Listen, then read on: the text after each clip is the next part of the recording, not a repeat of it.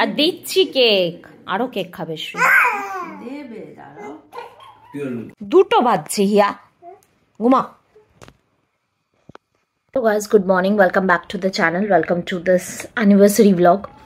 তো এখন সকালবেলা, এটা কেন বলছি, তো এখন এই আমাদের আজকে প্ল্যান হচ্ছে যে আমরা লাঞ্চ করতে যাবো।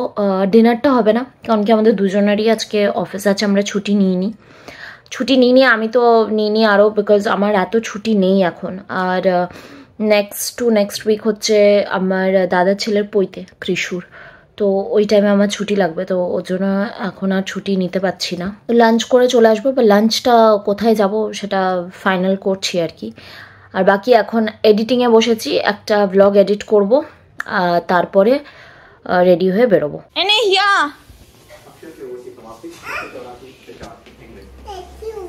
Welcome, by.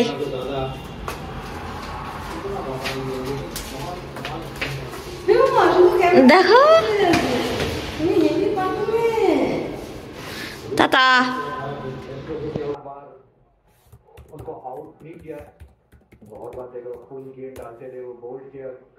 তো আমরা এতক্ষণে বেরোচ্ছি।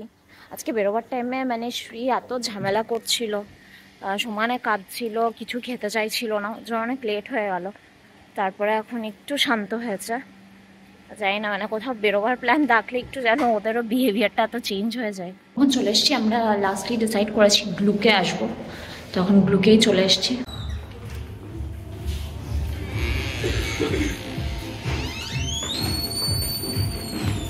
তো আমরা না গ্লুকে একদম ফার্স্ট, কেউ আসেনি, আমরাই এসেছি। মানে মানডে এই দুপুরবেলা আসতে দাও, আরে খেলা, মানডে দুপুরবেলা মানে কে আসবে এই সময়, আমরাই একমাত্র এসেছি, পুরো ফাঁকা দেখো।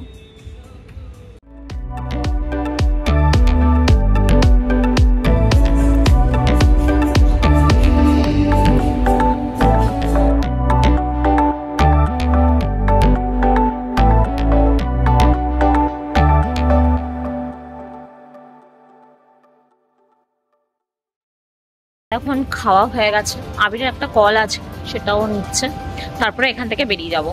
আর বেশ ভালোই খেলাম। আজকে শ্রীজা দুষ্টুমি করেছে না, হেভি দুষ্টুমি করেছে শ্রী। এখানে আগে হিয়াকে দুটো ঝুঁটি বেঁধে দেবো, ও চুলটা একটু বেড়েছে। ঝুঁটিটা রাখবি তো? ঠিক আছে, ও বলেছে ঝুঁটিটা রাখবে। হিয়ার দুটো ঝুঁটি হয়ে গেছে, ঝুঁটির দুটো বেঁধে রাখবি, খুলবি না। এবারে তোকে কেক দেবো খেতে, ঠিক আছে? তোর এটা পেছন দিয়ে কি বেরিয়েছে দড়িটা? হ্যাপি বার্থডে না, আমার অ্যানিভার্সারি। এবারে গা।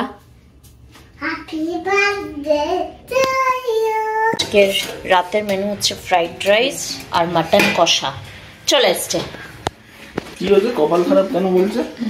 কে? বাপি। আরে ওই যে ওই জায়গাটা দিয়ে গন্ধ বেরোচ্ছে, পরিষ্কার হয়নি ঠিক করে এই জায়গাটা, আর ভালো করে পরিষ্কারও করে না কিছু।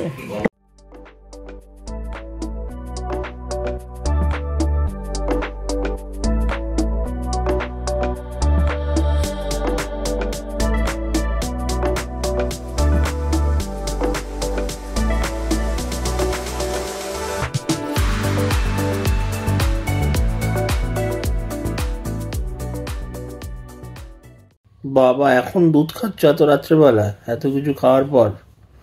মাটন, ফ্রাইড রাইস, সত্যি আজকে সব রকম খাওয়া হয়েছে, চিকেন, মাটন, ফিশ, প্রন।